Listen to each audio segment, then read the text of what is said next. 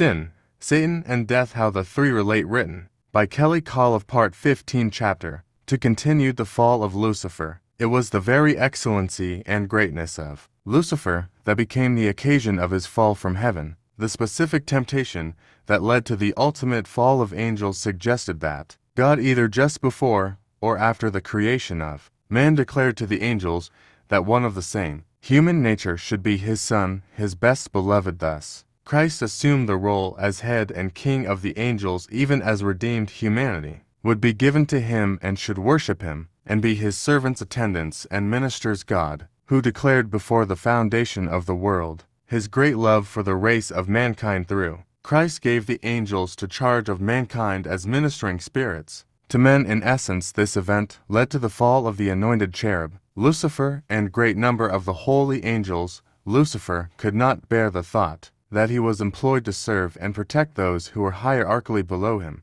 within creation list, for being the archangel, one of the highest angels, could not bear it, and thought it was below him, a great debasing of him. To so he conceived rebellion against the Almighty, and took a vast company of the host of heaven with him, because Jesus was fashioned in the likeness of men in his incarnation. Lucifer and a vast host of the other angels that could not bear that such a being be born in human form, whom they consider below themselves, should rule over them in glory. We can rest assured that the final punishment of the devil is certain. God's grand design, a dramatic image of cataclysmic conflict in heaven. At the moment Lucifer turned against God and called for the rest of the angels to join him in his rebellion, when Lucifer rebelled and set himself up as head in opposition to God, Christ, the Son of God, manifested himself as an opposite head and appeared graciously to dissuade and retain his grace the elect angels from hearing to lose first temptation, lest anyone consider the plan of God thwarted because of the fall of Lucifer. God and